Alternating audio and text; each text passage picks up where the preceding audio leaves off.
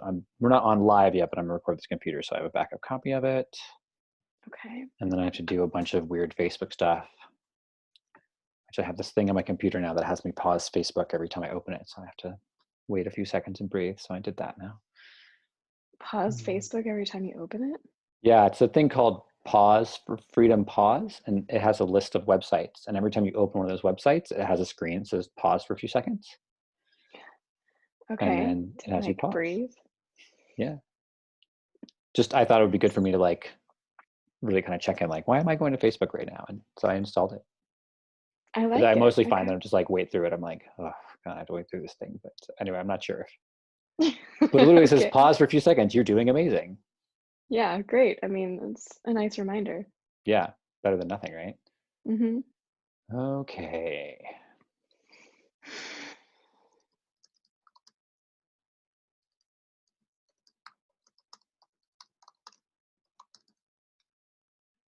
Tag you in this. All right. Okay, you ready? Yes. Okay. All right, setting up your webinar. Mm-hmm.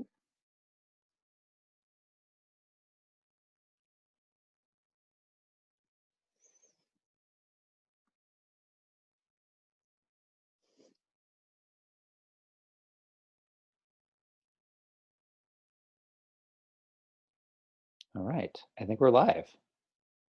There's a little button that says live. There's we're live. All right. The first few seconds of every live is dedicated to people acknowledging that they're live and realizing that they're live on Facebook. That's the tradition. We've made this a cultural agreement. So hello, Perfect. everyone in the land of Facebook. My name is Toku. You probably know that because you're watching this on my profile. And this is the second episode of Coaching Dojo Live that I've done. And today I have the amazing and wonderful Jasmine Bell here coming and visiting us. Yes, nice. That's a little like that maneuver. Yeah. Jasmine was a dojo, she's a dojo alumni, so she graduated as a samurai, it was like a year ago, more than a year ago. About a year ago now. About a year ago, okay. So she went through the program last year and worked on her coaching, got to experience her as a coach and as a human being. And when I asked people to volunteer, she raised her hand. And this is like the first time we've talked probably in 9 months or a year. So it's interesting to kind of reconnect. It's been a while at least.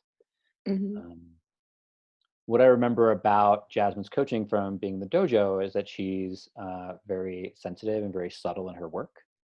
She also has a lot of bright energy and is not afraid to be polarizing or bold.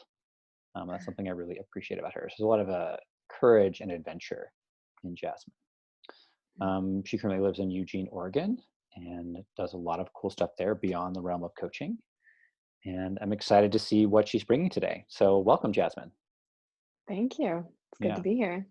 Anything else you want to say about you or your work or?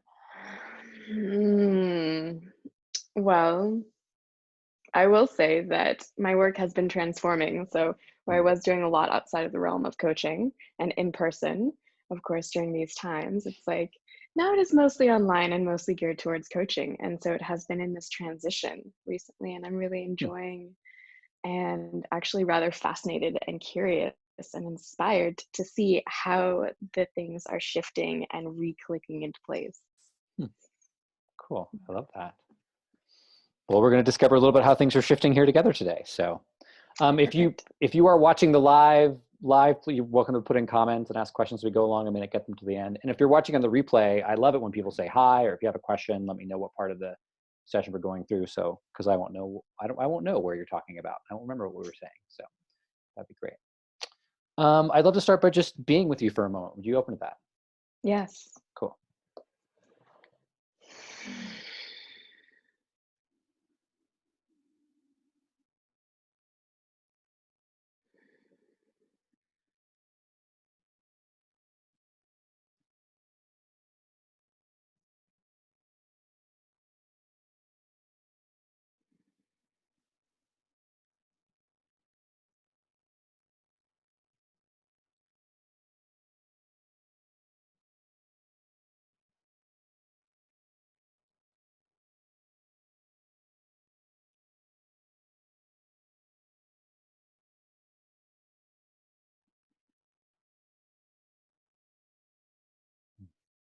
Thank you.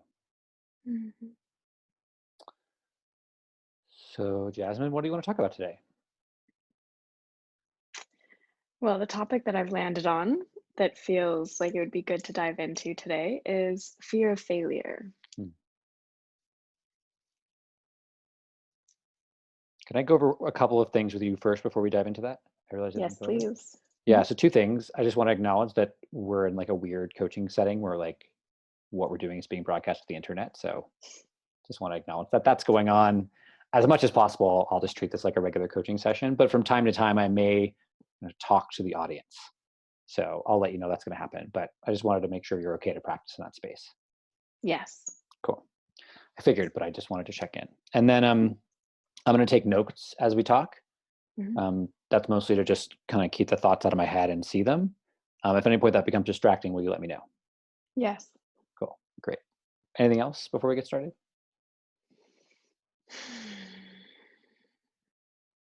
I don't think so. Okay, great. All right. So tell me about fear of failure. Okay, so I noticed it creep in as I've been exploring this transition to showing up more online, because most of my practice has been in person. And it's not in the realm of fear of being visible. And so I had to begin picking that apart. If it's not about being visible, what is it about? And that's where I began to like trace this thread through my life. And that's what I think I've landed on is this fear of failure. Hmm. And so I can kind of see the ways that it's like holding me back from really jumping into certain things. And I would love to just clear that or explore it. And if we cleared that today, what do you imagine you'd have access to or would become possible for you? Leaning in like more fully without kind of this step back. This like yeah, this piece about um not fully jumping into things Hmm. when they come up for me. Like sometimes it takes me a little bit to be like, oh, is this something that I really want to do? Instead of just like, all right, great, this idea has come in, I'm in. Hmm. Yeah, I'm curious about that. So does it slow you down or does it stop you?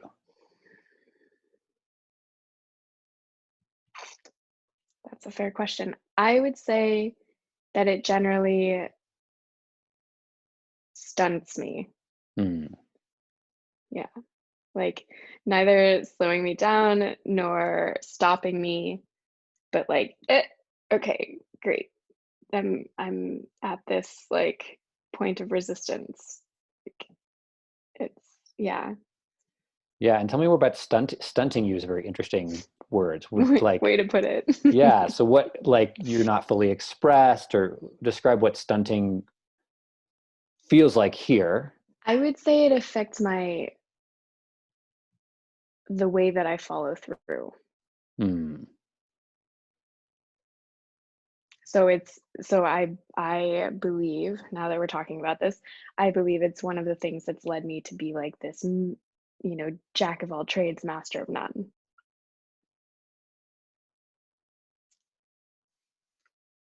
That and probably just that I have so many varying interests and passions in life. Hmm. Cool. Feels a little like a rehearsed story, so I'm not sure like how much I want to like dive into that. So I'm just gonna kind of notice that. Mhm. I want to go back to specifically about how it's impacting your coaching. Yeah. So when you say stunted, is it like, yeah, can you like make it real for me? Like you had to get an idea to do, like what's an idea that you've had to do something? Well, like the showing up online piece with consistency, right? Hmm. And putting out content and like reaching out to build my practice and scale it in the way that I'm wanting to, Hmm. but not yet doing. That. Mhm. Yeah. So it's sort of like if I was not, the idea is like if I was not stunting, if I was not afraid of failure, I would be posting 3 times a week and reaching out to people every day. Is there something, a sense of that, or is it more just like a energetic flow? Like,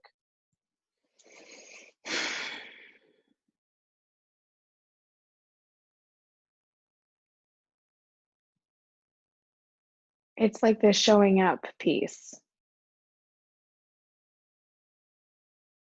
Like instead of looking for the piece that I would be, f- you know, phenomenal at, just showing up and doing the thing.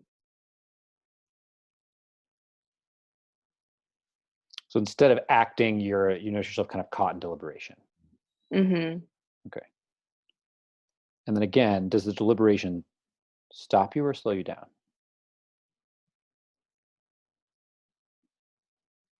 I mean, a little bit of both. It feels like it stops me at times, but then generally I end up, moving forward in some capacity. So I don't know how much But it kind of a stops me. diminished capacity, not in the way that you imagine full expression would look and feel like. Yes. Yeah.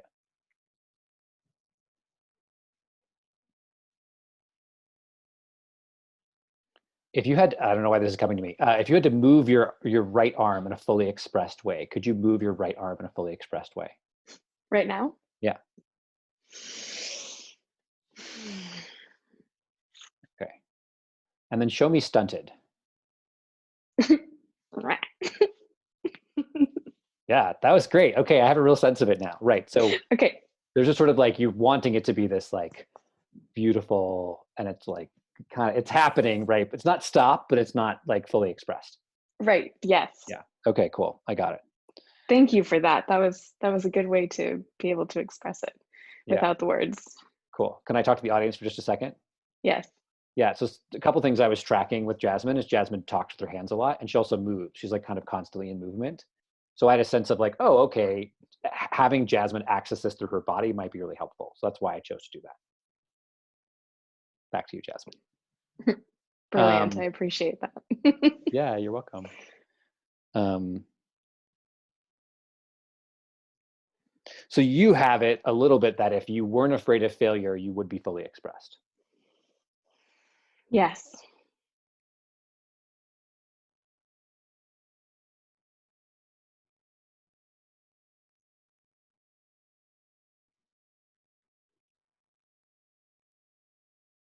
Do you have experiences of full expression that exist without fear? Yes. Can you tell me about some of them? A super silly one that comes to my mind that has nothing to do with work or anything is like last week I was sitting at a park and I was just kind of sitting there in meditation, and the park was full of people sitting, 6 feet away from each other. And all of a sudden, I had this impulse to just get up and skip around the park. Hmm. And I just did. So it's like beyond fear, but just because the movement is there. Hmm. So that's one example. Um, the ways that I have in the past like leaned into that fear as this like growth edge of, oh my gosh, okay, that feels like I might start shaking if I touch it. I better jump. Hmm. Um, I can think of a few experiences where I've done that, and then it's been transformational for me. But in those instances, the fear was there. Yeah, maybe I just leaned into it anyways. Hmm. Was there no fear when you're skipping around the park? No thought of like, what will people think of me? Just completely free, full expression, or Yeah, I would say the focus was more on like joy and innocence and feeling free. very clear that's where the focus is. And I'm just curious, was there any fear at all? No. Hmm. Okay, so you do have these moments of kind of being completely free of fear. Hmm. Was there anything sort of at stake when you were skipping around at the park? I mean,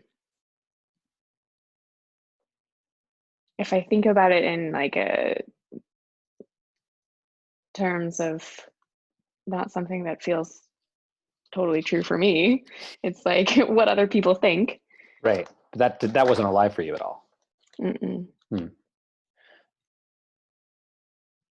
Can you think of an example of full expression free of fear where something was really at stake?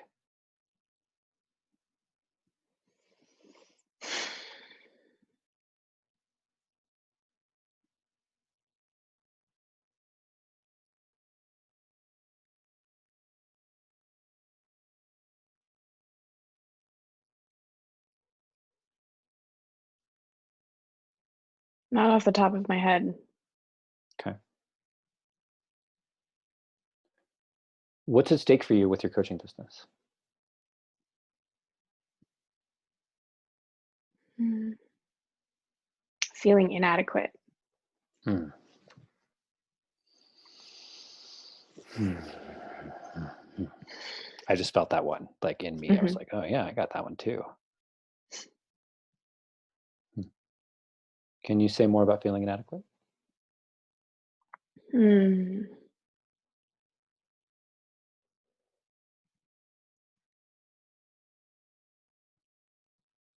Yeah, it's that piece around like not quite being good enough. Hmm. And something about like something inside not feeling solid or sure.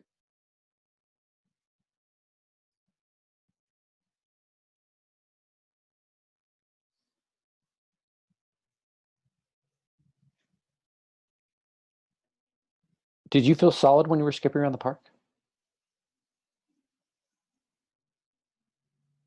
I mean, it wasn't really a question. Yeah. So say more about that. It wasn't really a question. Um, yeah, it was like the way that I feel when I dance. It's just that that's where the passion and movement was inside of me, and so that's like how it had to be expressed. And it Hmm. could have held myself back and just sat past the impulse, but Hmm. it would have felt like holding myself back. Hmm.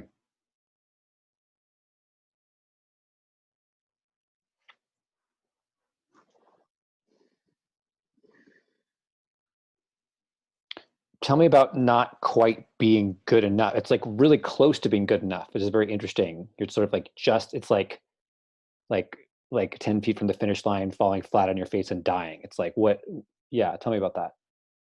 It's like the sensation of somewhere inside knowing that I'm capable, but Hmm. still this doubt.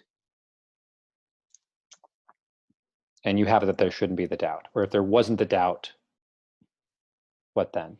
It's like the doubt makes me feel wavering, like I'm standing on a surfboard on a rocky ocean. Like it's And you don't like like to at feel any wavering. point I could fall. Yeah, you don't like to feel wavering. I mean, I can't say that as a blanket statement, but in this context, I would like to feel like I'm standing on something. Yeah. And yet when you were skipping in the park, the question of standing or not standing on something didn't even enter your mind.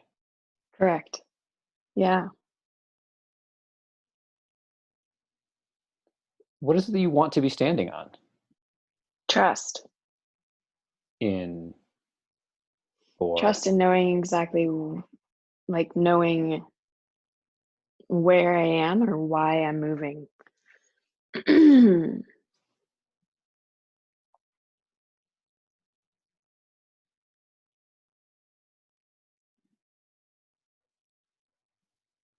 so why are you creating a coaching business?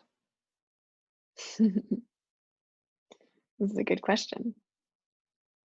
Um, because I believe in the freedom that people can feel inside and the way that it lights them up. Hmm. And that's a world I want to live in. Hmm. Hmm. So your web for is to create incredible freedom and light up in people in a world that Mhm. creates freedom and light up. Mhm. Hmm. where people can be fully themselves, have the freedom to be fully themselves.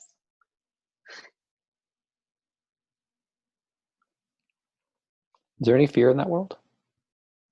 Perhaps, but that's a part of the experience. But you don't want it to be part of your experience. I don't want it to hold me back. Hmm. I don't mind experiencing it.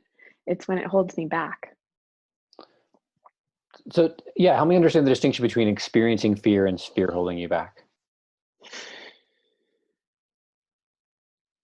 It's that, like, when you had me move my arm, it's that, like, if it's holding me back, it's making it so that I can't move like,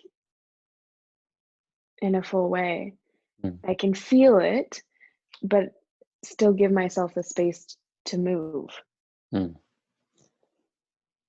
And so when you're caught in this fear of failure, fear of inadequacy, there's no space. Yeah. It feels like I have to, like, hold myself here and, like, curl up in a blanket and just be like, "All right, guys, I'm gonna just hang out over here." Yeah, what is that part needing or wanting?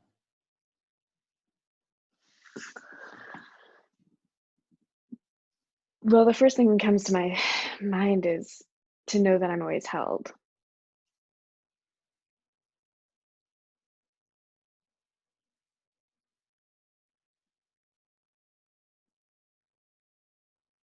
And that if I fall, it's okay.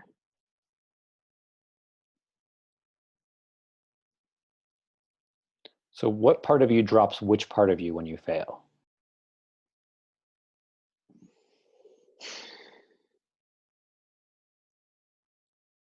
A perfectionist,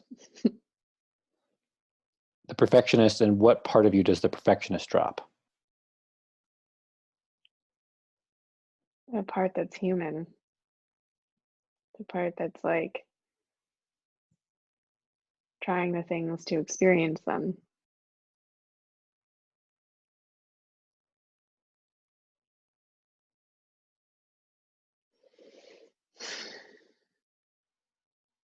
That was an interesting breath.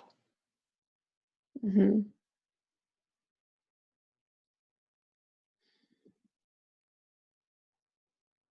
It feels like I feel it here. Hmm.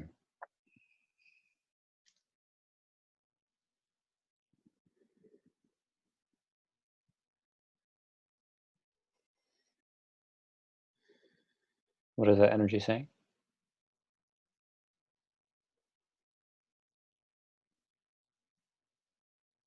I need to be let out. I need to be let out. Mhm.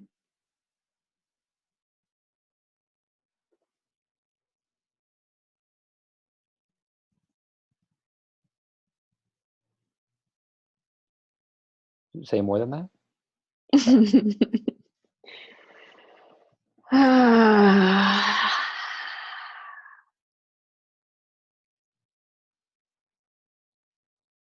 Yeah, it's like this perfectionist part has, like, held me in a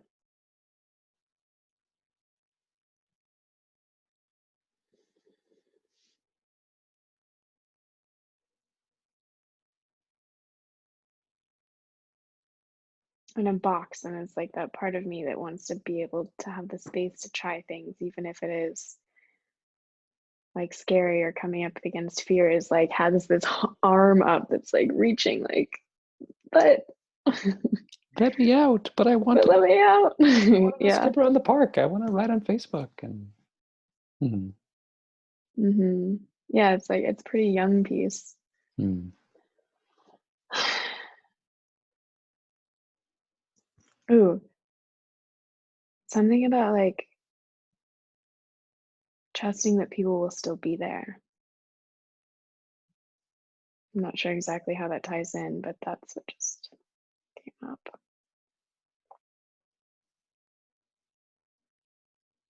Do you have experiences of people not being there? Oh, yeah. That didn't seem hard for you to access. That was pretty quick.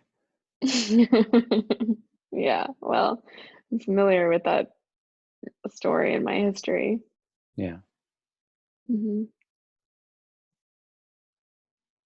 Is there anything about that you want to share, or does that feel complete just in that share? I mean, I could go into it, but I don't know how much like charge there is within it. It feels like an embodied sense at this point, Hmm. but I'm open to sharing the story if it, let's see, or any amount of stories.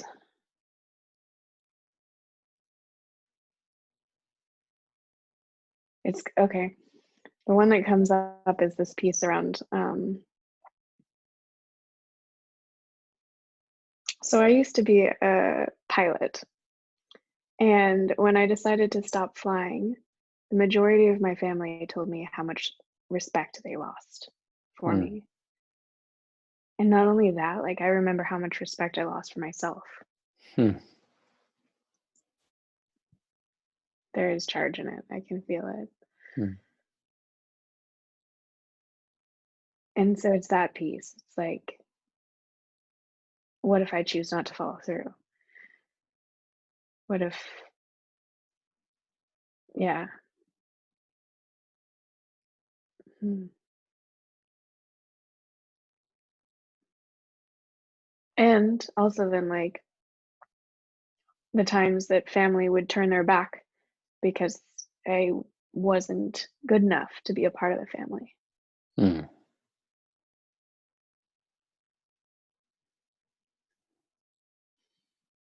That sounds tough. Yeah, it makes sense that it's the trust that people are still there.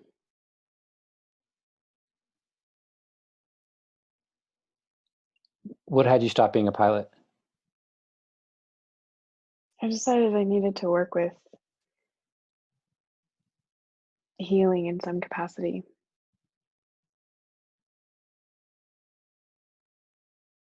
You couldn't be a healing pilot? I think I needed to start healing myself. Hmm. And that was going to take a lot of focus. Hmm. What had you be a pilot in the first place? I love the sky. I wanted to be a part of it. I wanted to be able to play with the clouds Hmm.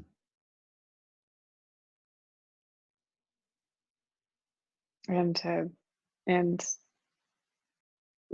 the I love the sensation of flying and the being in control of something like that. And there's a lot of varying ands. I really love flying. Yeah. I felt some emotion come up in you, and was I sensing that correctly? Hmm. I miss it a lot. Yeah.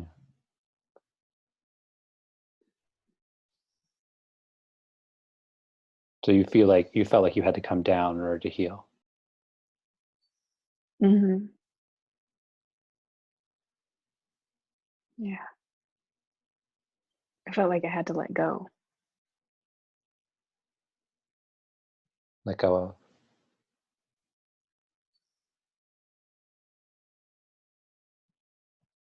Anything that didn't have that as the focus.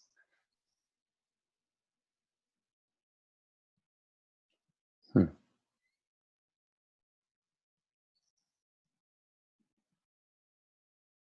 And possibly the potential of disappointment.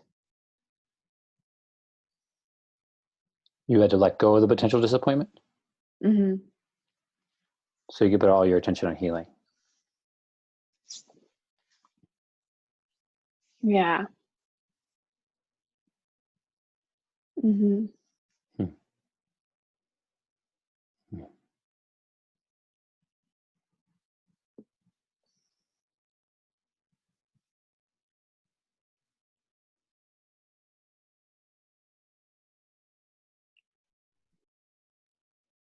What had you get the sense that you needed to put all of your energy into healing? Like, just was like lots of big gaping wounds. You need like a whole trauma team to take care of. Like, what was the? It's a lot. It's a big shift, right? From this. I mean, I really felt it when you talked about flying. Like, My father was a pilot, and he talks about flying. It's just like he flew fighter jets, like, you know, really flew, like it's a thing. And like, yeah, the way you talked about it, I felt you like so expansive and there's so much possibility. It must have been a really a lot to give that up. Yeah, it was. So, what was it about the call to healing that invited you to experience such intense heartbreak? The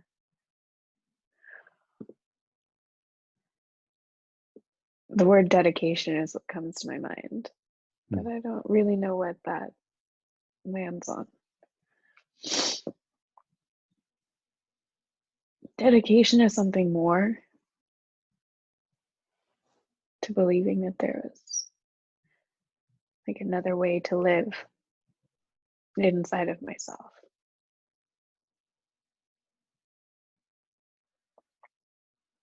So there was a trade-off when you're flying. Like there was a this part of flying and being free, and then there was like this other piece that was also going on Yeah. that felt heavy Hmm. and hard.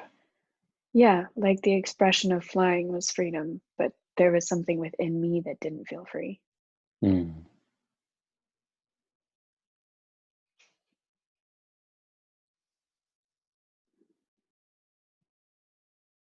That thing that had you skip in the park, is that the part that? Feels free now? Yeah. Yeah.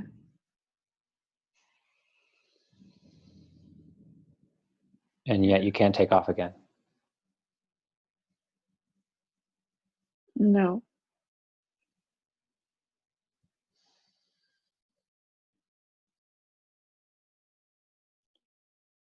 Is there any fear that you'll go back? That if you take off, like the other part will come back? Well, the way that my eyes just felt when you said that, I would say yes.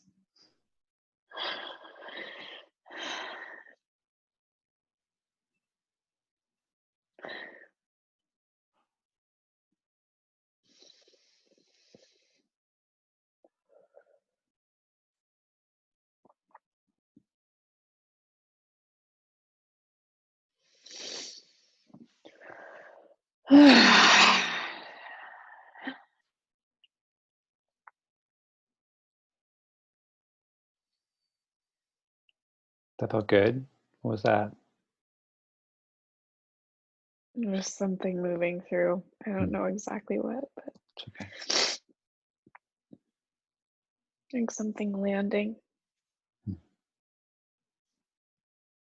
Like I had this sensation inside of me, like it would have to be a trade-off. It was back then, right? Yeah. And that freedom that I feel within myself is not something I'm willing to trade.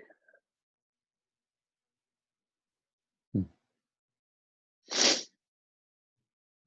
It's funny, I'm like, I would gladly keep myself in a corner hanging out by myself if that's what it had to be, if it had to trade.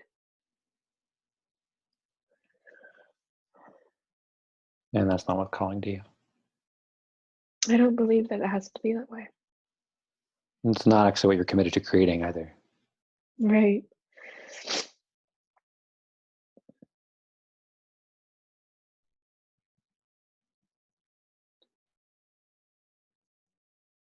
Can I just acknowledge you for a moment?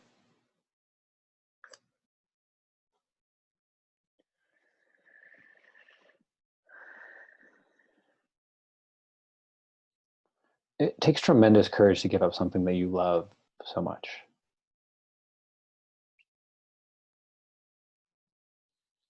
I remember when I left the monastery, what it felt like to leave, because I love living there. I remember getting clear when I needed to end my last relationship, what that felt like. And the courage and dedication to your path that it takes to make a choice like that is truly exceptional.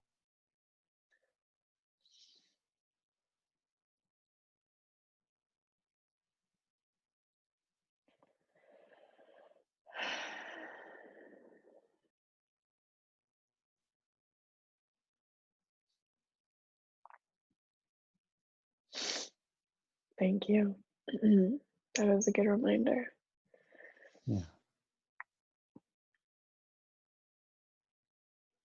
So I'm going to say a thing, I'm going to ask a question, they're going to feel like they contradict each other, and that's just going to be how it is, okay? Yes. Uh, so you are already always free and will always be free.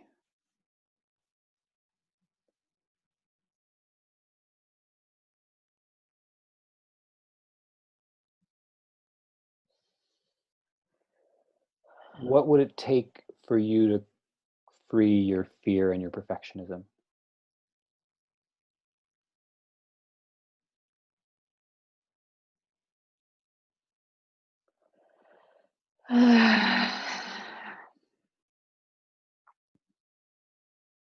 To just do it. Feels a little like a fix. It feels a little like it skates over the top. Yeah. I mean, it occurs to me a little bit like if I could just lock my fear and perfectionism into a box inside myself and not have it influence me anymore, then I could be free. Fair enough.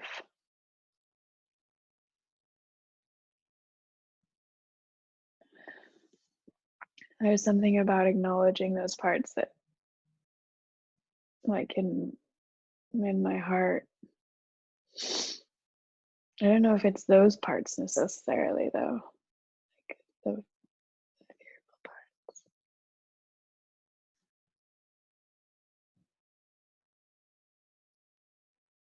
Maybe. Maybe something around walking with them rather than trying to bound over them.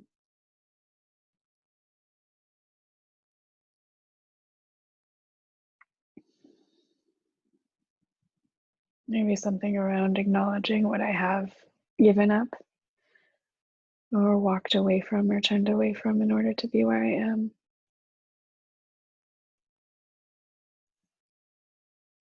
I might be being tough on you. It feels very intellectual, what you're just describing.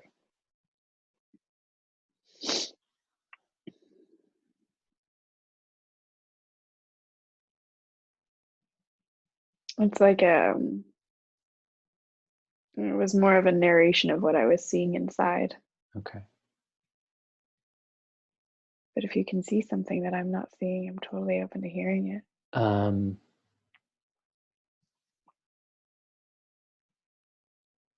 You have this really interesting way of describing fear and perfectionism, and it's always, and they use a lot of physical language, holding back, tie it in, like it's very physical. And then as you were just describing it, you use very little physical language. Like if I could just understand, or so there's a, yeah. I mean, what could you hold your left arm or your right arm as fear? Hold it as fear? Yeah, what would your right arm look like if it was being I fear? wanted to do this. Okay, great. So then don't move it. What is it like to be with your arm right now?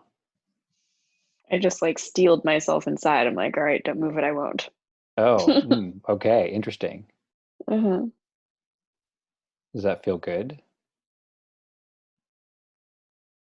I would say it feels familiar. Do you feel expressed? No, it just feels,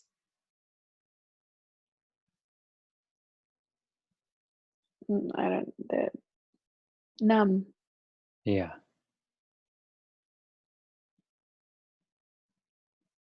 Can you add 5% relaxation?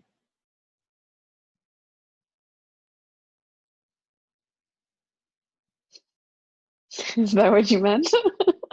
I don't know. I have no idea. I'll be honest. I have no idea what's going on this entire session.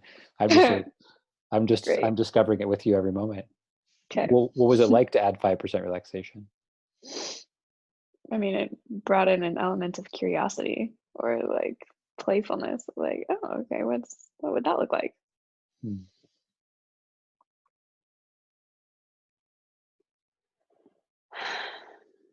What's underneath the numb? Sadness. Can you move your arm as sadness?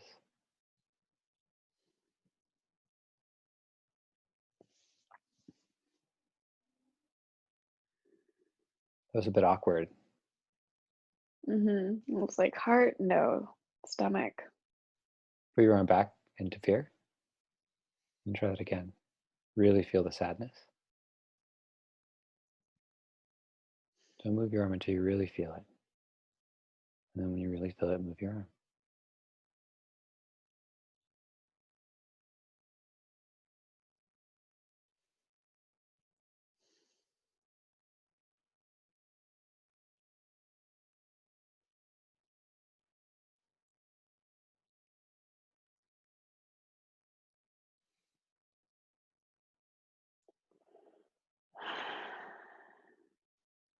That's all it's moving.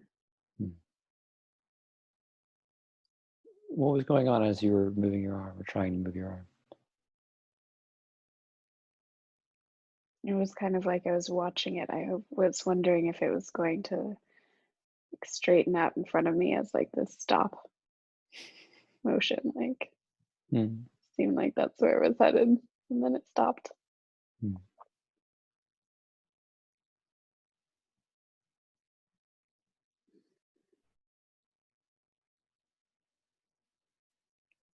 Are you afraid to feel the depth of your sadness?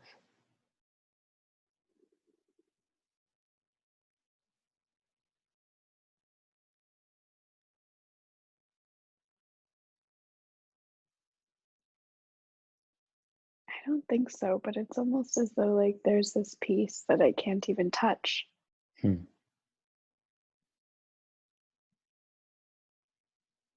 Where is it? My abdomen. Hmm. And put your hands on your abdomen.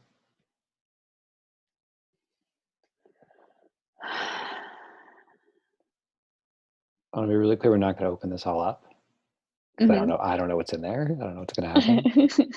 Might be fine, but I just want to be. We'll be really gentle with it. Okay. Okay. So just put your attention on the place you can't touch.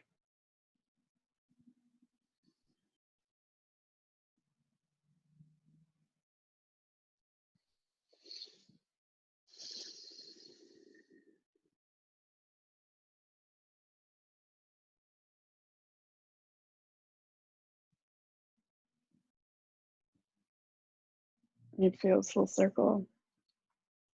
It feels like at the beginning when I mentioned that piece around feeling held, it's this, I feel it actually in my spine at Hmm. this point.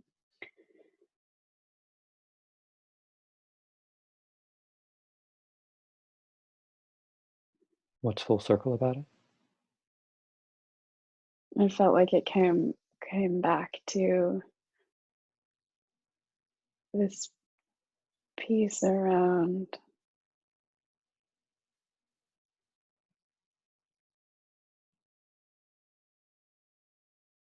support or feeling held, kind of by myself, actually. So this part feels by itself hmm and doesn't feel held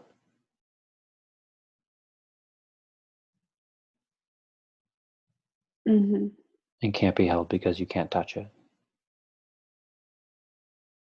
hmm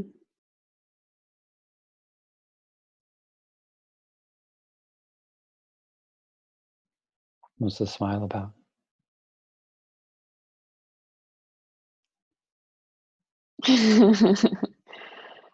um,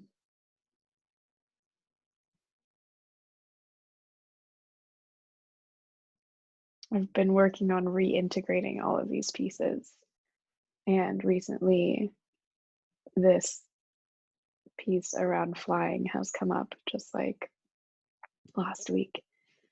And I remember realizing for the first time since I walked away that maybe it could be a possibility to fly again. Like it Hmm. hadn't even crossed my mind. And I remember what it felt like in my heart, like this expansive but also tender. like, is it okay to get my hopes up type of thing. Oh no, And don't get your hopes up. I know. And then just tapping into that now is like, I can't touch it because I left it there. Because like I left it because I walked away from this part of myself. Hmm.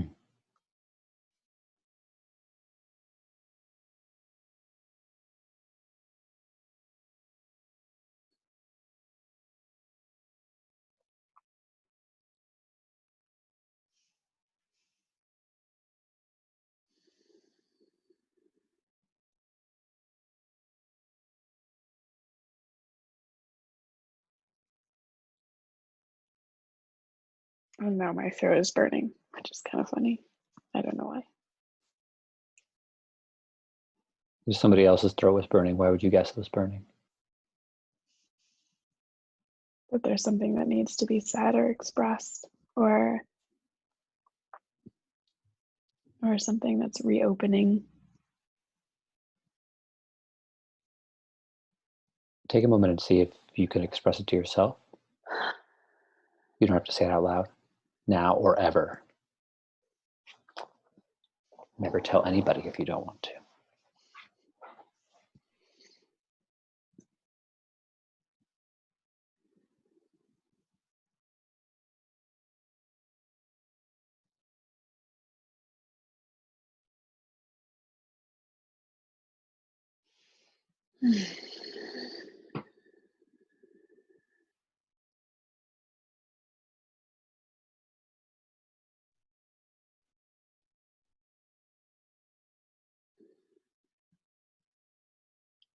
Do you hear what you needed to hear?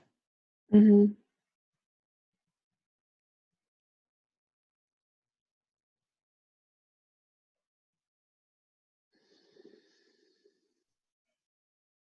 So I feel like I want to say a couple more things to you and then we'll complete. How does that feel for you? Yeah, feels good. Okay.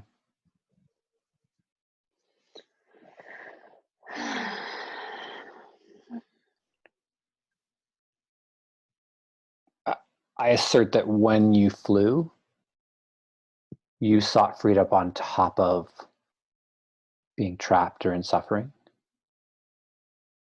And if you just do it now on top of your fear, it's the same game.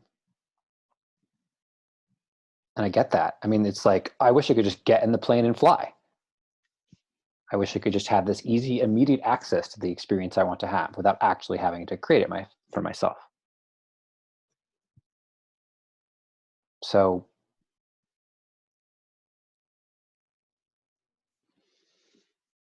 I I want you to take action and I don't want it to be free of fear for you.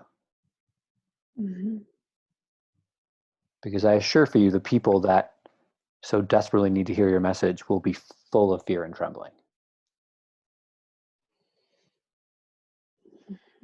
Likely they're the people who even in your presence feel afraid by the way that you move your body and your willingness to go skip in a park and all the ways in which you are so much more expressed and free than they are, they're terrified of.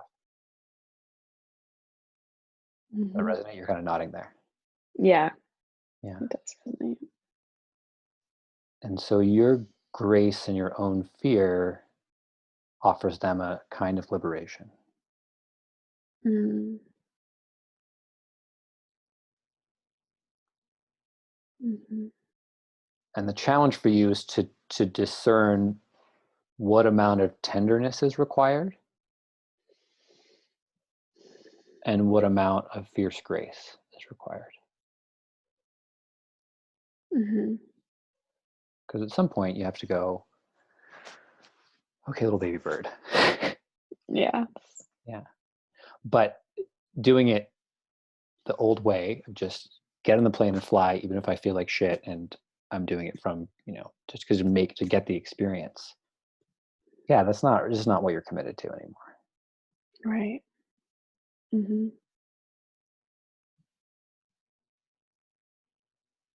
True. So how fierce can you be in your tenderness and how tender can you be in your fierceness?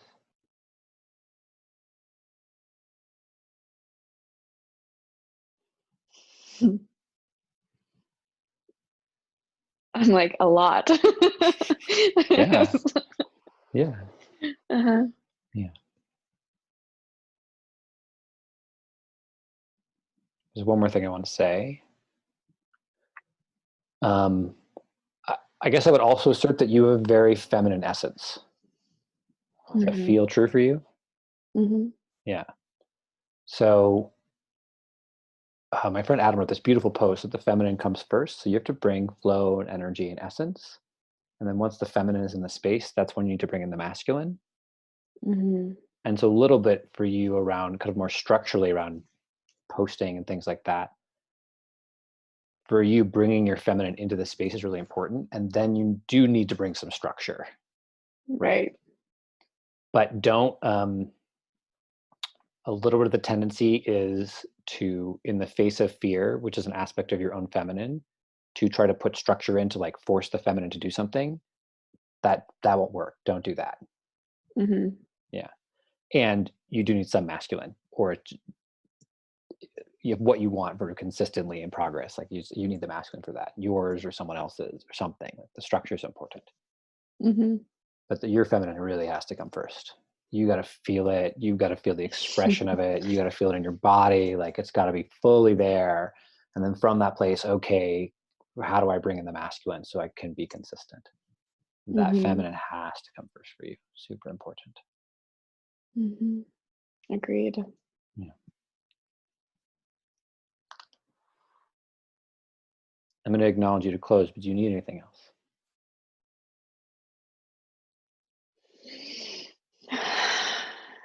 No. Cool. Is there anything you want to be acknowledged for?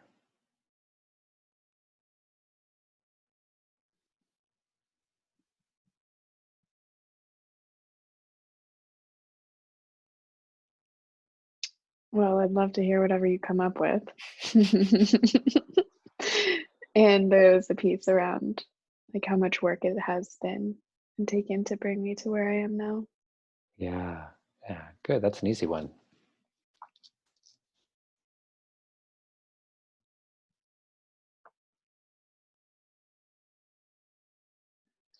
You are this twin flame of passion and commitment.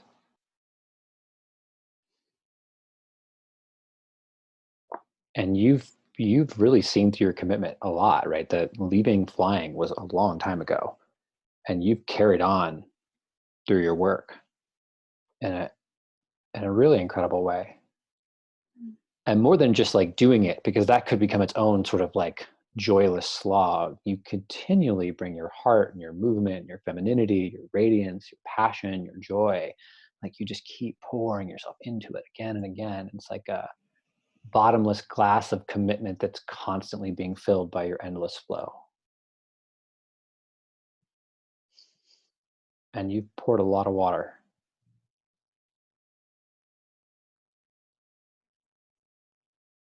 and you're not done. Mm.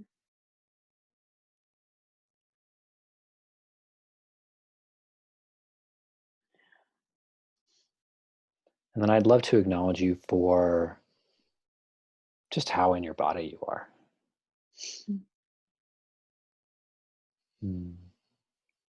Coaching you, getting to be with you, experience your own body with such intimacy. Uh, I've watched really incredible dancers and the way they experience your body, and I have that experience of you. So your willingness and attentiveness to your own body and how you offer that to those around you is, yeah, it's an incredible gift.